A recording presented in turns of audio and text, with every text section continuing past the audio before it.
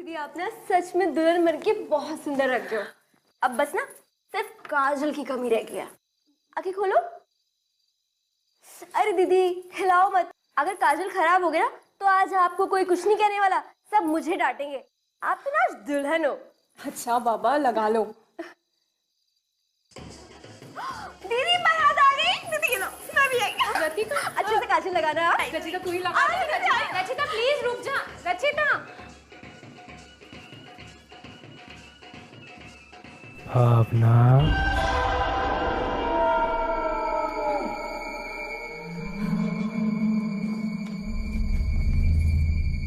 रचिता रचिता माँ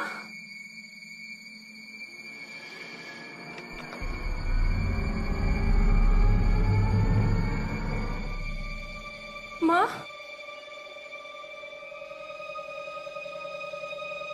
भावना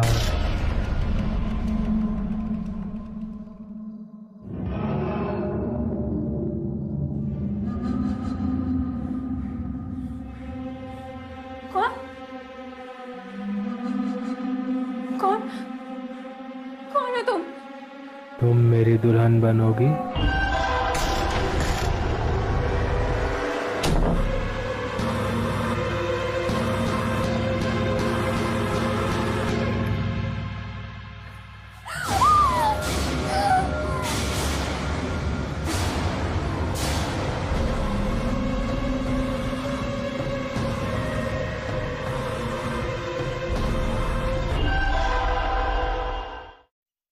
सर पिछले 2 साल में इस गांव में 5 लड़कियों ने अपनी शादी की रात आत्महत्या कर ली।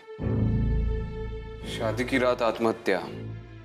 इन सारी डेथ्स में आपको कोई कनेक्शन या सिमिलैरिटी मिली? ये सारी विक्टिम्स एक दूसरे को जानती थी? सर छोटा सा गांव है, यहाँ हर किसी को कोई पहचानता है। और सारे विक्टिम्स की मौत खुद को फांसी लगा कर हुई थी? जी मैम, सबकी मौत फांसी से ही हुई। मतलब पैटर्न तो है। अच्छा आपकी रिपोर्ट पढ़ी मैंने, उसमें लिखा है कि जहां पर भी डेथ्स हुई है वहां पर आसपास कोई फोर्स्ड एंट्री या फिर रॉबरी का कोई सबूत नहीं है। ये बात आपको अजीब नहीं लगी? सर जब पहले 2 केस हुए तो हमें लगा ये कोई इत्तेफाक है, लेकिन 5 लड़कियां शादी के जोड़े में आत्महत्या, कुछ समझ में नहीं आ रहा सर। आई थिंक सर ये किसी इंसान का काम तो नहीं लगता, इसलिए आप लोगों को बुलाना ही ठीक समझा। अब आप ही रास्ता दिखाइए, हम पूरा कोऑपरेट करेंगे। इस गांव के लोगों का क्या कहना है इन सारे सुसाइड्स के बारे में? धीरे धीरे बात सब लोगों में फैलती जा रही है, दहशत का माहौल बना हुआ है, यहाँ तक कि कोई अपनी बेटी की शादी ही नहीं करना चाहता। और इन सारी शादियों में कोई ऐसी कॉमन चीज है जो हम ट्रैक कर पाए? सर पूरी तरह से छानबीन कर ली है, हर शादी में जितने भी लोग मौजूद थे सबके स्टेटमेंट ले लिए, पर कोई लीड नहीं मिली सर, कुछ भी कॉमन नहीं लग रहा है। सर ये आप ही लोगों का केस है, पैरानॉर्मल, अपने पल्ले तो कुछ नहीं पड़ रहा। कोठारी जी केस पैरानॉर्मल हो या नॉर्मल, हर केस में सबसे अहम बात होती है छोटी बारीकियां। इन बारीकियों में अक्सर सच छुपा हुआ होता है, इन्हें कभी नजरअंदाज नहीं करना चाहिए। एक काम कीजिए, आपने अब तक जो कोई भी स्टेटमेंट्स लिए हैं उनकी फाइल्स मुझे दे दीजिए। हम इस केस की तहकीकात दोबारा अपने तरीके से करना चाहते हैं। जी सर, बहुत सारे स्टेटमेंट्स हैं, पूरा दिन लग जाएगा। कोई बात नहीं। विक्रांत मुझे लगता है कि हमें एक बार विक्टिम की फैमिली से मिल लेना चाहिए, शायद वहीं से कोई लीड मिल जाए। ठीक है तुम आगे बढ़ो, मैं एक बार सारे स्टेटमेंट्स चेक कर लेता हूँ, शायद कोई छोटी बारीकियां मिल जाए जिन्हें अब तक कोठारी जी ने नजरअंदाज किया हो। लास्ट विक्टिम का नाम क्या था? भावना सिन्हा। हमारी दशा ही खराब थी जो हमने उसकी शादी के बारे में सोचा। पर सब कुछ जानते हुए भी आपने शादी रखने का रिस्क क्यों लिया? मेरी भावना औरों से अलग थी, वो बहुत ही खुश मिजाज और स्ट्रांग लड़की थी। मैं तो सपने में भी नहीं सोच सकती कि मेरी भूल सी बच्ची आत्महत्या। नहीं। अच्छा रचिता, रिपोर्ट्स के हिसाब से आखिरी बार भावना की तुमसे बात हुई थी, मैं जान सकती हूँ एक्चुअली में हुआ क्या था? मैं शादी वाले दिन दीदी को रेडी होने में उनकी हेल्प कर रही थी। इतने में बारात की आवाज आई तो मैं 5-7 मिनट के लिए नीचे चली गई थी। जब मैंने वापस आके देखा तो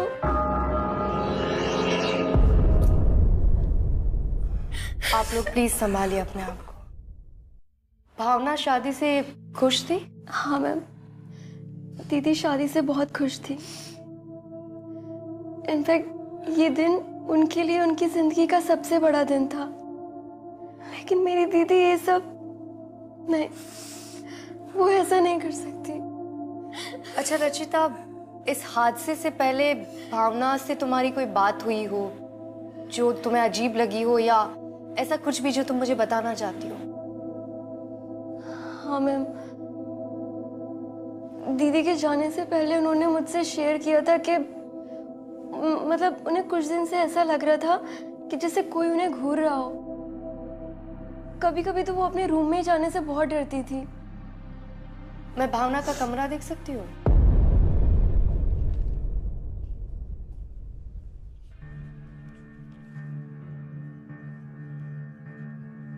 इन फाइल से तो जाहिर है कि अब तक जितनी भी शादियां हुई है वो या तो किसी के घर पे हुई है या फिर इस मंदिर में हुई है।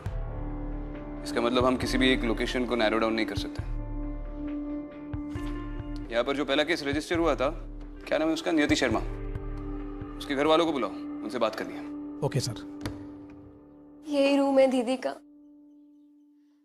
और इसी पंखे पर दीदी ने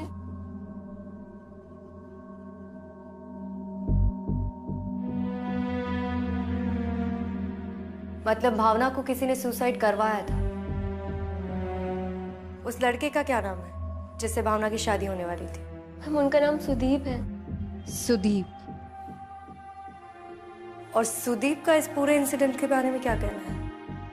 हम, वो तो इस इंसिडेंट से इतना डर गए कि वो खुद ही को इस सब का दोषी मानने लगे। मुझे सुदीप के घर का एड्रेस चाहिए। ओके, मैं लेके आती हूँ।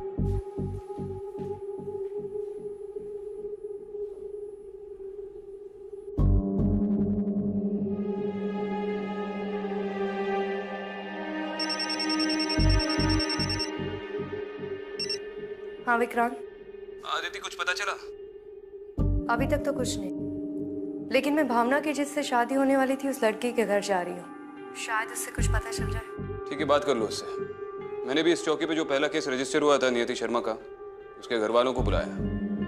उनसे पूछताछ कर लेता हूँ। ठीक है, बाद में बात करते हैं। मैम, यही है वो एड्रेस। ठीक है, थैंक यू। सबसे पहले आपकी बेटी की केस सामने आई थी। आप बता सकते हैं कि उस रात को ऐसी कोई घटना घटी थी जिसने नियति को सुसाइड करने पे मजबूर कर दिया हो? नहीं सर, ऐसी कोई भी बात नहीं हुई थी। पर हाँ, मेरी बेटी को हमेशा एक औरत दिखाई देती थी। पहले तो हमें लगा कि ये उसके मन का वहम है, पर कौन औरत? उस औरत के बारे में हमें कुछ भी पता नहीं। उस रात जैसे ही बैंड की आवाज आनी शुरू हो गई, हम सब मेन डोर की तरफ चले गए और पीछे से मेरी बेटी ने सुसाइड कर लिया। बैंड की आवाज? ये कौन सा बैंड था? सर वो, एक सेकंड, नाम तो, हाँ, शिव कृपा बैंड। फिर से बताइए।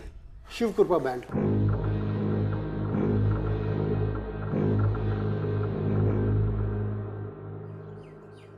Sudeep, I am sorry for your loss.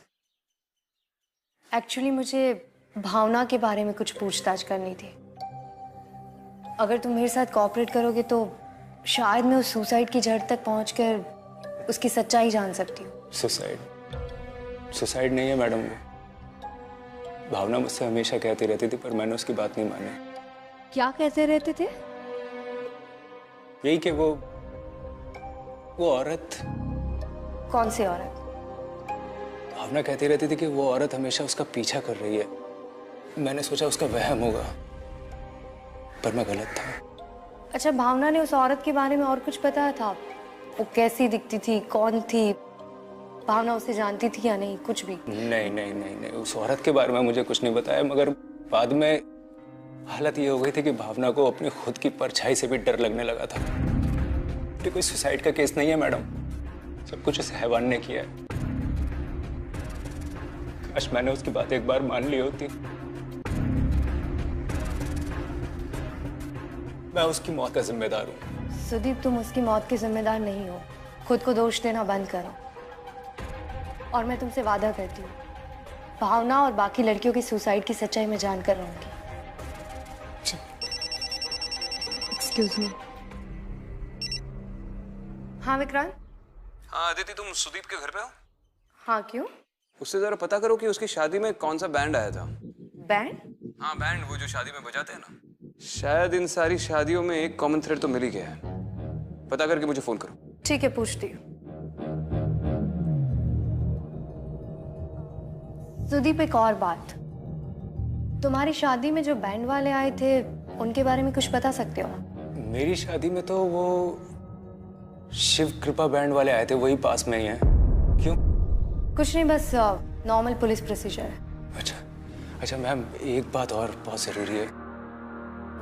अभी हाल ही में हमारे एक और रिश्तेदार हैं, उनकी बेटी नम्रता की शादी इसी गांव में होने वाली है। अच्छा, इतने सारे सुसाइड्स के बाद भी उनको शादी से डर नहीं लगता? मुझे उनके कांटेक्ट डिटेल्स चाहिए।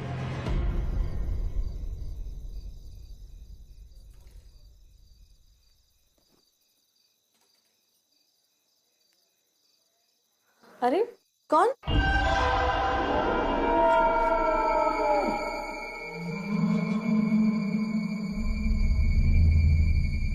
जी, आप कौन? कितनी सुंदर है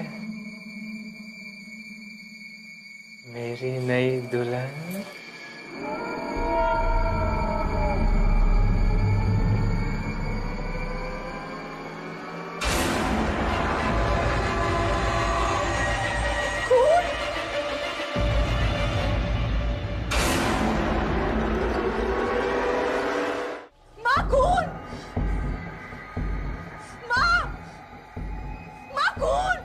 नमो माँ, माँ कौन? नमो, कहाँ है कौन? माँ को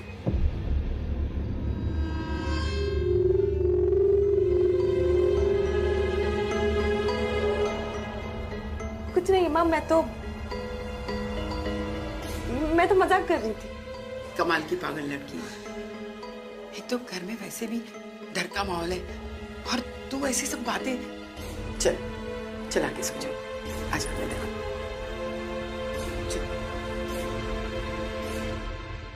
हाँ काकी, वो रेणु की शादी में जो बैंड वाले थे शिव कृपा ही थे ना? हाँ ठीक है काकी, मैंने कंफर्म किया सर, शिव कृपा ही थे। कहाँ मिलेंगे ये लोग? यहीं पासी के खेत में। ठीक है, कल सुबह जाकर मिलते हैं, पूछताछ करेंगे। अब शायद ये बैंड वाले ही कुछ बता पाए। ठीक सर।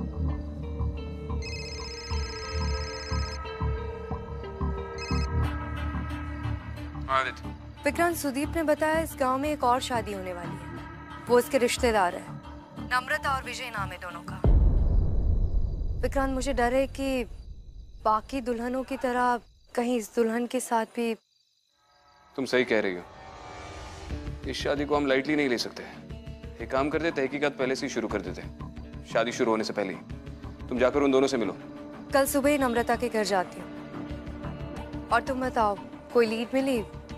और वो बैंड वालों का क्या हुआ? हाँ, वो बैंड वालों के बारे में पता चला, वो यहाँ पास के किसी खेत में प्रैक्टिस करते हैं। कल सुबह उनसे जाकर पूछताछ करूंगा। देखे तो सही आखिर ये बैंड वाले बजा क्या रहे।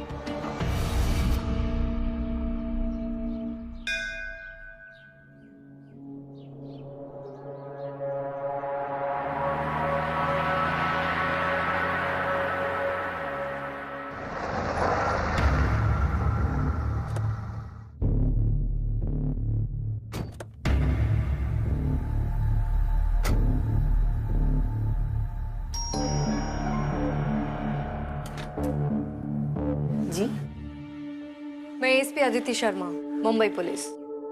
नम्रता से कुछ बात करनी है। हाँ मगर बात क्या है?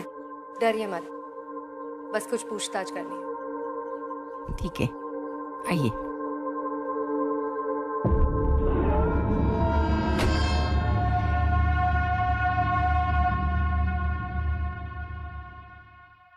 एक मिनट, मैं नम्रता को बुला कर लाती हूँ। जी।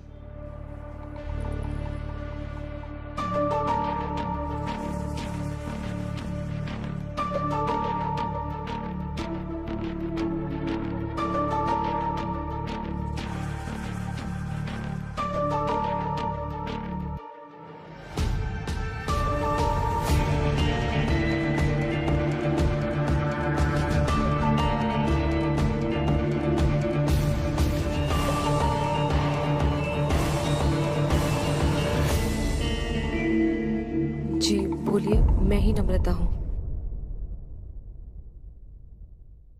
इसी लड़के से शादी हो रही है तुम्हारी? हाँ, लेकिन कुछ किया है विजय ने? इसने कुछ नहीं किया, कर तो कोई और रहा है। तुम तो जानती होगी। हाँ, घर में सब डरे हुए हैं। और ये लड़की कौन है तुम्हारे साथ? वो मेरी कजिन है, रिधिमा। पहले हमारे साथ ही रहती थी। 2 साल पहले उसकी शादी हो गई। तब तक तो सब ठीक चल रहा था। एक्चुअली मेरी सुदीप से बात हुई थी, उसी ने बताया कि तुम्हारी शादी हो रही है। जी, एक्चुअली सुदीप मेरी बहन के रिश्ते में लगता है। आपको डर नहीं लगता है? इतना सब कुछ होने के बाद भी, वो भी आप ही के खानदान में, अब फिर भी नम्रता की शादी करवा दी? देखो, उसके साथ जो कुछ भी हुआ ना, वो सब हम जानते हैं, मगर क्या करें, बेटी है, उसको घर में भी तो नहीं रख सकते। और अगर ये लड़की इतनी उतावली नहीं होती ना तो। जी, मैं भूल ही गई, आपको मैंने चाय पानी के लिए नहीं पूछा। अब आप बैठिए ना। क्या लेंगी आप, चाय या कॉफी? कॉफी। जी, बैठिए। चल नम्रता, मुझे किचन में हेल्प कर। नम्रता, तुम यहीं रुको, तुमसे अकेले में बात कर लिया। ठीक है, बैठ, मैं आती हूँ।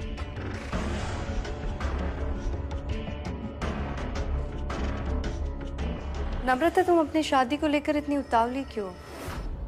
क्या बात है? Ma'am, I am pregnant. Okay, लेकिन सिर्फ मेरी माँ की नजरों में। मतलब मैं और विजय पिछले 4 साल से एक दूसरे को जानते हैं, लेकिन मेरे घर वाले हमारे रिश्ते के लिए राजी नहीं थे। वो तो हमारी शादी ही नहीं करवाना चाहते थे, क्योंकि विजय उनको बिल्कुल भी पसंद नहीं था। मैंने मेरे माँ बाबूजी को बहुत मनाया, लेकिन वो नहीं माने। लेकिन पिछले 2 सालों से इस गांव में जो कुछ भी हो रहा है, उस वजह से कोई शादी नहीं करवाना चाहता।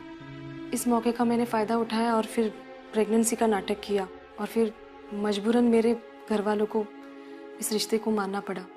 और अगले ही दिन विजय हमारे घर रिश्ता लेके आ गया और घर वाले मान गए। लेकिन तुम जानती हो ना, ये सब कुछ बहुत सीरियस है। इस गांव में अब तक 5 दुल्हनों ने सुसाइड किया है। लेकिन मैम, आप नहीं जानते, अगर मैं ये सब कुछ नहीं करती तो मेरे घर वाले मेरी शादी किसी और के साथ करवा देते, और वो भी जबरदस्ती। और वैसे भी शाप की वजह से तो इस गांव में कोई शादी नहीं करवाना चाहता। इससे बेहतर मौका मुझे और विजय को नहीं मिलता। देखो नम्रता, सब कुछ जानने के बाद भी तुम्हें अपनी लाइफ के साथ रिस्क नहीं लेना चाहिए। हम लोग ये केस इन्वेस्टिगेट कर रहे हैं। तुम चाहो तो शादी थोड़ा पोस्टपोन करके। देखिए मैम, आप प्लीज मेरी शादी में रुकावटें मत डालिए। मैंने इस दिन के लिए बहुत कुछ झेला है मैम। मैंने ऑनेस्टली आप पर भरोसा रख के जो कुछ भी था सब कुछ सच बता दिया। क्या हम ये राजी रख सकते हैं प्लीज? बिल्कुल नम्रता, ये तुम्हारी पर्सनल लाइफ, उसमें मैं कोई भी इंटरफेरेंस नहीं करना चाहती हूँ। लेकिन पुलिस होने के नाते इतना सब कुछ होने के बाद भी हम तुम्हारी लाइफ के साथ रिस्क नहीं ले सकते। इसलिए अब से शादी तक 2 कांस्टेबल्स तुम्हारे घर के बाहर रहेंगे। कॉफी। मैम, आपका बहुत बहुत शुक्रिया। वैसे जब से भावना ने आत्महत्या की है ना, तब से तो मैं बहुत घबरा रही हूँ। मैं तो चाहती हूँ कि ये शादी हो ही ना। माँ, लेकिन मैम तो घर के बाहर 2 पुलिस वाले लगवा रहे हैं ना। आप प्लीज चिंता मत कीजिए। नम्रता ठीक कर रही है, हम ऐसा कुछ नहीं होने देंगे। शुक्रिया।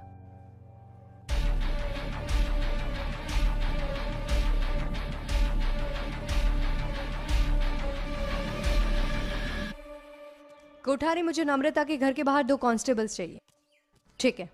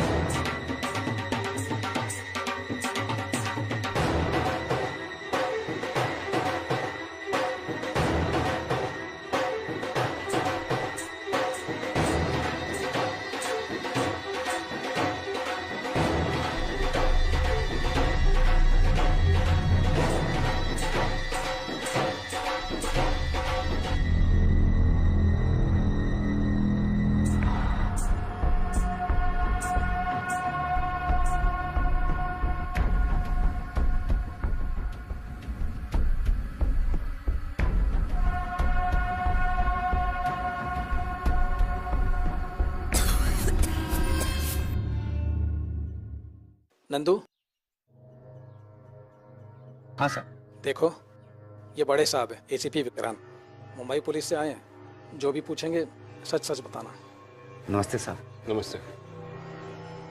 तुम जानते हो कि इस गांव में हर शादी से लड़की गायब हो जाती है? हाँ साहब, पता तो है। और सारी की सारी शादियों में तुम लोग ही बैंड बजाते हो या शादी की बैंड बजाते हो? चक्कर क्या है? हम लोग गरीब लोग ये सब झमेले में क्यों पड़ेंगे? हमारा तो धंधा ही चौपट हो गया है साहब, ये सब आत्महत्याओं के चक्कर में। ठीक है। अच्छा मुझे बताओ कि इन सारी शादियों में तुमने कभी कुछ ऐसा देखा है जिससे पता चले कि ये सब कौन कर रहा है? ये श्राप है साहब, जो पूरे गांव को लग गया है। ये रावण है साहब, जो गांव से दुल्हनों को उठा के लेके जाता है। ये गांव नहीं है साहब, ये रावण गांव है। शाप? तो तुमने कभी कोई अजीब चीज नहीं देखी? नहीं साहब।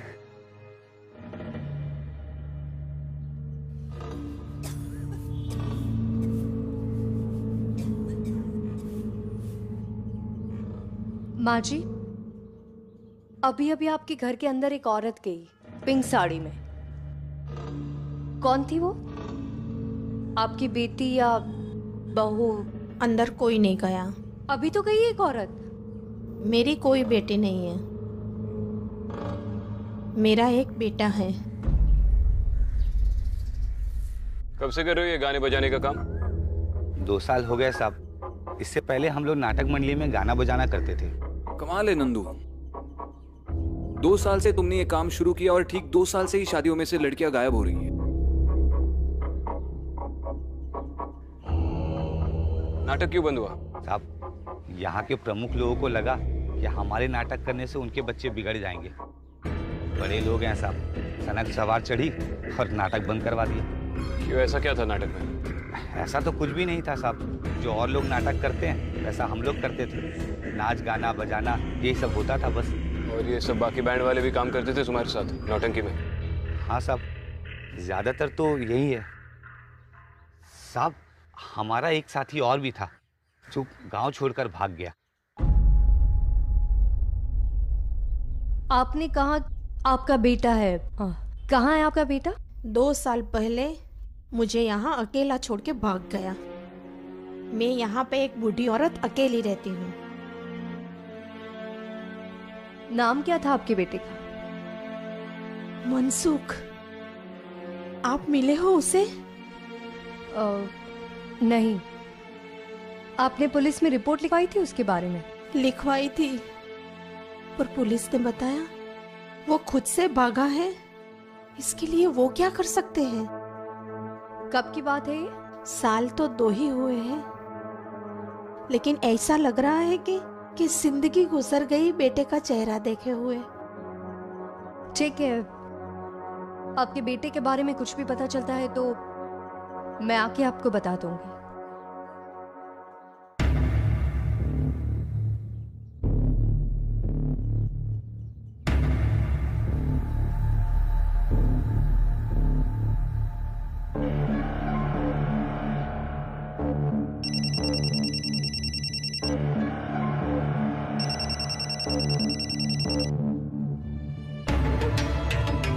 हाँ बोलो विक्रांत।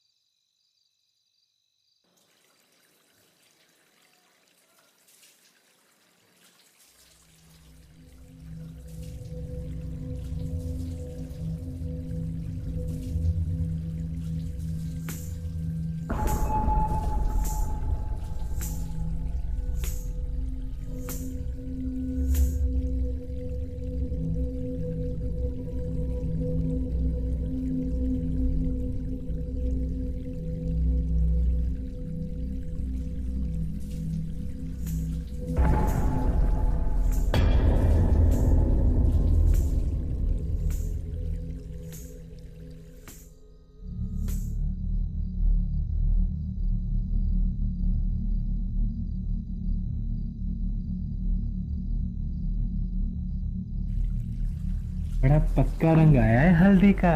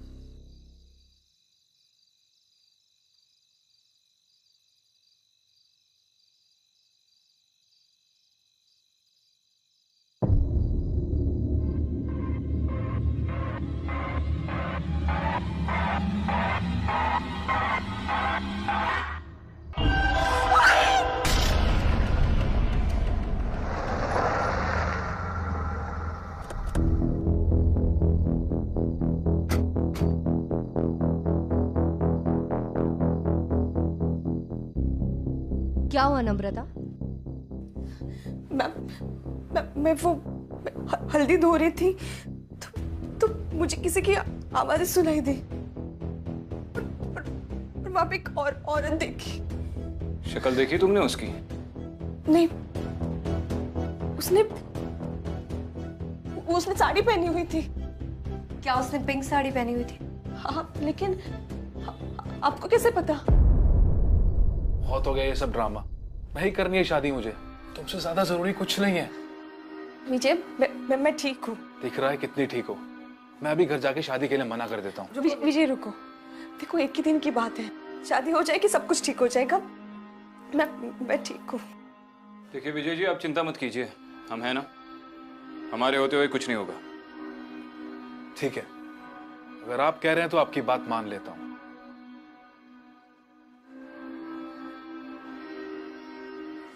सर यहाँ से ना तो कोई बाहर गए ना अंदर है सर।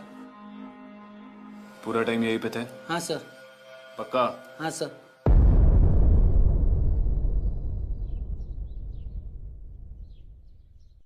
यार इस केस में तो कोई लीड नहीं मिल रहा है। सबका यही कहना है कि उनको सिर्फ एक औरत दिखी थी।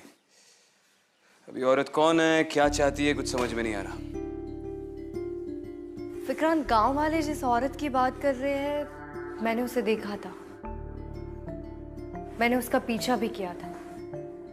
वो एक घर के अंदर गई, लेकिन जब तक मैं वहां पहुंची वो वहां से गायब हो गई थी। हाँ, लेकिन उस घर के बाहर एक बूढ़ी औरत बैठी हुई थी। जब मैंने उसे उसके बारे में पूछा तो उसका कहना था कि उसने किसी को भी अंदर आते हुए नहीं देखा। वो घर कहाँ था? यहीं पास में ही था। उस घर में उस बूढ़ी औरत के अलावा और कोई भी रह रहा था? नहीं, वो अकेली ही रह रही थी। हाँ, लेकिन उसका कहना था कि उसका एक बेटा था जो 2 साल पहले गायब हो गया है। 2 साल पहले? हाँ। नाम क्या था उसके लड़के का?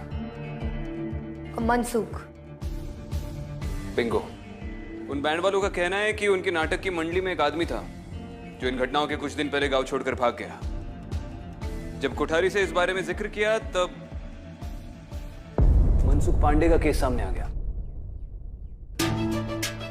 अब ये बात तो तय है कि औरत जो कुछ भी कर रही है इस मनसुख की वजह से कर रही है। उन बैंड वालों को जरूर कुछ ना कुछ पता है।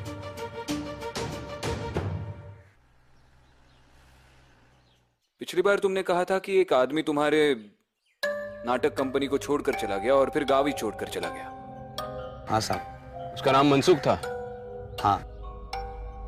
क्या बता सकते हो मनसुख के बारे में? मनसुख बहुत अच्छा नौटंकी करता था साहब, लेकिन उसके हुनर की यहाँ पे कोई कदर ही नहीं थी।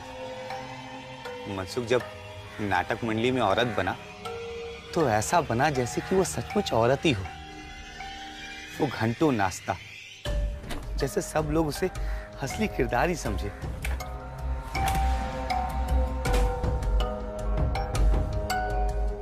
लेकिन मनसुख को एक लड़की से बहुत प्यार था और वो लड़की भी उससे बहुत प्यार करती थी। ये तो नम्रता के ताऊजी की बेटी है। हाँ, मेरा मनसुख उससे बहुत प्यार करता था। नाटक मंडली में जब उनकी बात नहीं बनती तो वो दोनों एक दूसरे को चिट्ठियां लिखा करते। मैं आज रात तुम्हें स्टेशन पे मिलूंगी और हम नई जिंदगी की शुरुआत करेंगे। तुम्हारी रिद्धि।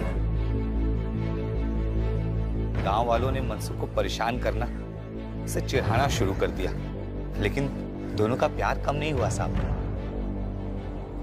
और मनसुख उस लड़की को छोड़कर भाग गया। मनसुख जब लड़की का हाथ मांगने गया था। तेरी हिम्मत की मैं दाद दे दूं या तेरी बेवकूफी पे हंसूं? देख मनसुख, मेरी बेटी से दूर रह। मैं हमारी बेटी के लिए कोई अच्छा लड़का चाहिए, और तू तो जनानी है। तो उसके बाबा ने उसे हटवाया तो मनसुख डर कर गांव छोड़कर भाग गया साहब। उस लड़की का नाम क्या था? रिधिमा साहब। कहाँ पर रहती है? साहब रिधिमा का पता तो नहीं मालूम, 2 साल पहले ही उसकी शादी हो चुकी है, लेकिन उसके घर वाले इसी गांव में रहते हैं साहब। आप कहो तो उनका पता दे दूंगा। 1402 नई कोतवाली नंदी। ये तो नम्रता के घर का एड्रेस है।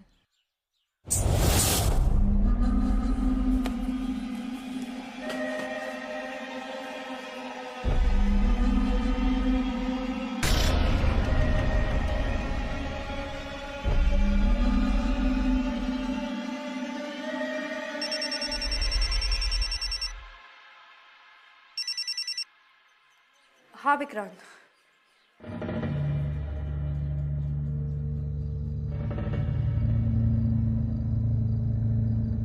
माँ, कितना सुंदर है ये लहंगा। सुंदर तो होगा ही ना बेटा, आखिर मेरी बेटी के लिए जो है। और तुझे पता है तेरे ताऊजी ने गिफ्ट किया है इसे। थैंक यू ताऊजी। ये ले ताऊजी। अरे मेरी प्यारी बच्ची, अरे कितनी सुंदर दिखोगी इसे पहनकर। हमारा आशीर्वाद है तुम्हारे साथ बेटा।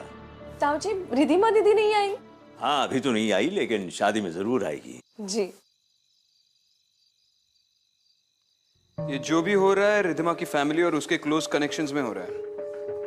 वैसे इस गांव में हर कोई हर किसी को जानता ही है, लेकिन अब तक जितने भी हादसे हुए हैं उनमें जो भी लोग इन्वॉल्व है वो सब एक दूसरे से रिलेटेड है। इतना तो क्लियर है कि ये मनसुख की आत्मा है और वही सबसे बदला ले रही है। लेकिन उसने आत्महत्या की थी या किसी ने उसे मारा था, ये समझ में नहीं आ रहा है। आत्महत्या की होती तो उसकी लाश जरूर मिलती। किसी ने उसे मारा है और फिर उसकी बॉडी कहीं पर छुपा के रखी है। आई थिंक हमें रिधिमा के पापा से बात करनी चाहिए। हो सकता है कि इन सब में उनका कोई इन्वॉल्वमेंट हो। एग्जैक्टली। मैंने पता किया है, रिधिमा के पापा अभी नम्रता के घर पे है। निकलते हैं। ये समझ नहीं पा रहा हूं कि आप मेरे साथ क्या बात करना चाहते हैं। वैसे हमारी बेटी की शादी में तो कोई प्रॉब्लम नहीं आई है। आपकी बेटी की शादी में कोई प्रॉब्लम ना आने की वजह से ही दूसरे लोगों की जिंदगी में प्रॉब्लम आ रही है। हम जानते हैं कि मनसुख और रिद्धिमा एक दूसरे से प्यार करते थे और दोनों मिलकर भागने की फिराक में थे। क्या आप इसे भी झूठ कहेंगे?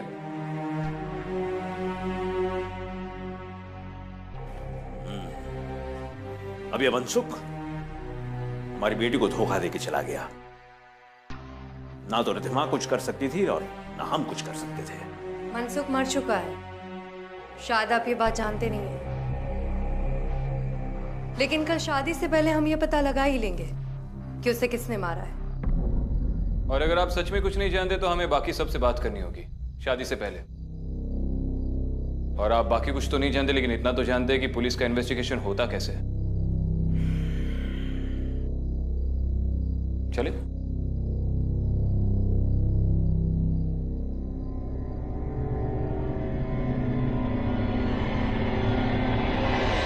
क्या लग रहा है?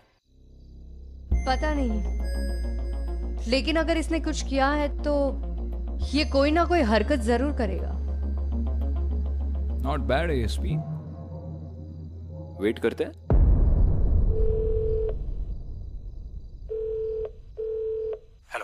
मुझे कुछ समझ में नहीं आ रहा है कि इतने सालों के बाद ये मनसुख का किस्सा दोबारा कैसे शुरू हुआ। पुलिस वालों ने तो कहा कि उसका मर्डर हुआ था, लेकिन हमने तो मर्डर नहीं किया है। तू सच सच बता, तू मुझसे क्या छुपा रहा है? हाँ, मैंने मनसुख को मारा और आपको इसलिए नहीं बताया क्योंकि आपका है कमजोर दिल। टेंशन से मर जाते वहीं पे। और रही बात पुलिस की, ढूंढने दीजिए उन्हें, कुछ हाथ नहीं लग रहा। जब तक मनसुख की लाश उनके हाथ नहीं लग जाती ना, तब तक हम दोनों का कोई कुछ नहीं बिगाड़ सकता।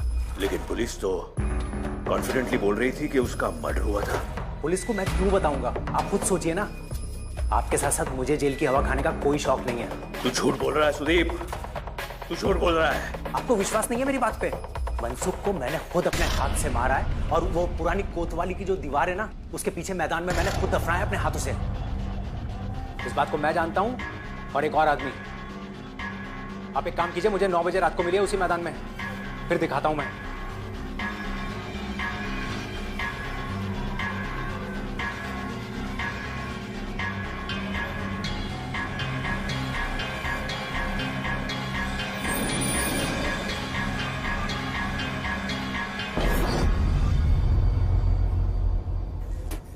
सही तो है, खामोखा परेशान हो रहे थे। परेशानी तो अब आएगी।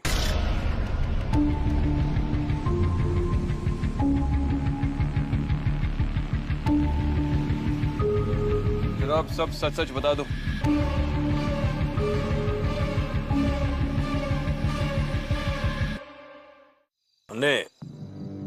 हमने कुछ नहीं किया। आपको गलतफहमी हो गई है। गलतफहमी नहीं, इसे गलती कहते हैं।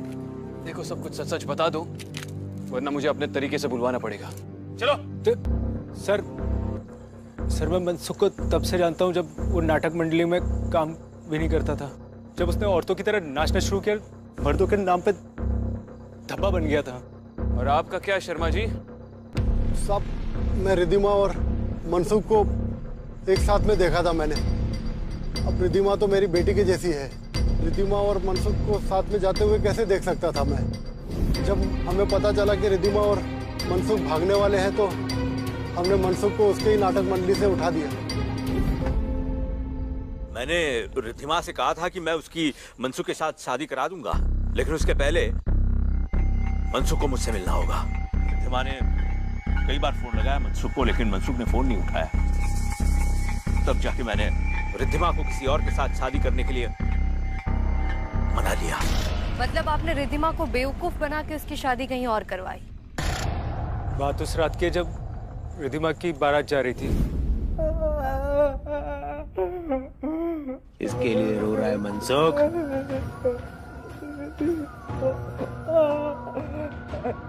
रिद्धिमा के लिए? हाँ, देख बैंड बाजा दिख रहा है तुझे? है? रिद्धिमा की बारात है आज। रिद्धिमा तो गई अब तू भी गया। चुप। तुम लोगों ने मेरी शादी नहीं होने दी ना। मैं इस गांव में किसी की शादी नहीं होने दूंगा।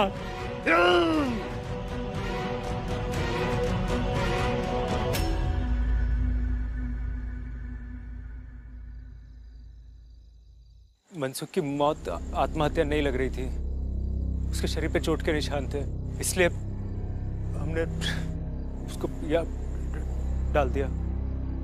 अब बाकी की बातें जेल में करते हैं। विक्रांत, उससे पहले हमें एक और शादी बचानी होगी। बहुत प्यारी लग रही है नम्रता। मैं बहुत खुश हूँ तेरी और विजय की शादी हो रही है, वरना प्यार करने वाले हमेशा नहीं मिल पाते। रिद्धिमा बेटा, जरा मेरी भी हेल्प कर दे, बहुत सारे काम पड़े बेटा, जल्दी आ जा।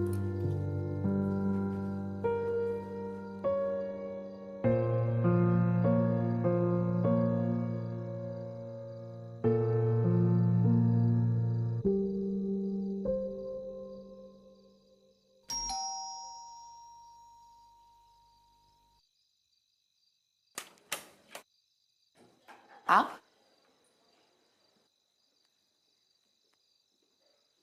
रिद्धिमा, तुम मनसुख को जानती हो? जी। मनसुख अब इस दुनिया में नहीं रहा। वो उस रात तुम्हारे पास आने वाला था, लेकिन उसे मार दिया गया और तुमसे झूठ बोला गया था कि वो भाग गया है। ये सब कुछ तुम्हारे पापा ने किया, जो इस वक्त जेल में है।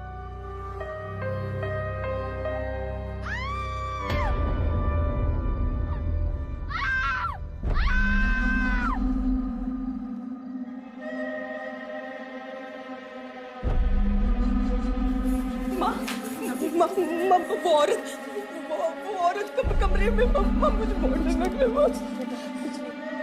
मुझे बहुत डर लग रहा है माँ। वो कोई औरत नहीं है, मनसुख है, तुम्हारा मनसुख।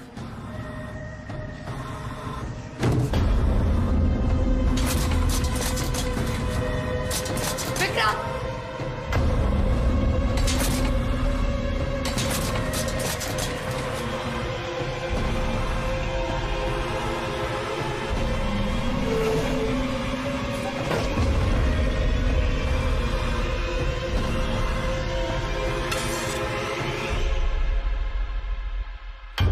रुक जाओ मनसुख, जो कुछ भी हुआ है उसमें नम्रता की कोई गलती नहीं है। रुक जाओ मनसुख, रुक जाओ। तुम तो ऐसे नहीं थे, तो फिर ये सब क्या कर रहे हो? कुछ लोगों की सजा सबको क्यों दे रहे हो? मनसुख, रिद्धिमा ने शादी इसलिए की थी क्योंकि उसके पापा ने उससे झूठ कहा था कि तुम भाग गए हो। उसने तुम्हारा इंतजार किया था, उसमें रिद्धिमा की कोई गलती नहीं थी। मनसुख, मुझे नहीं पता था कि तुमने मेरे लिए इतना कुछ सहन किया। अगर हम इस जन्म में नहीं मिले तो क्या हम अगले जन्म में साथ होंगे? तुम भगवान के लिए चले जाओ, यहाँ से चले जाओ, भगवान के लिए यहाँ से चले जाओ।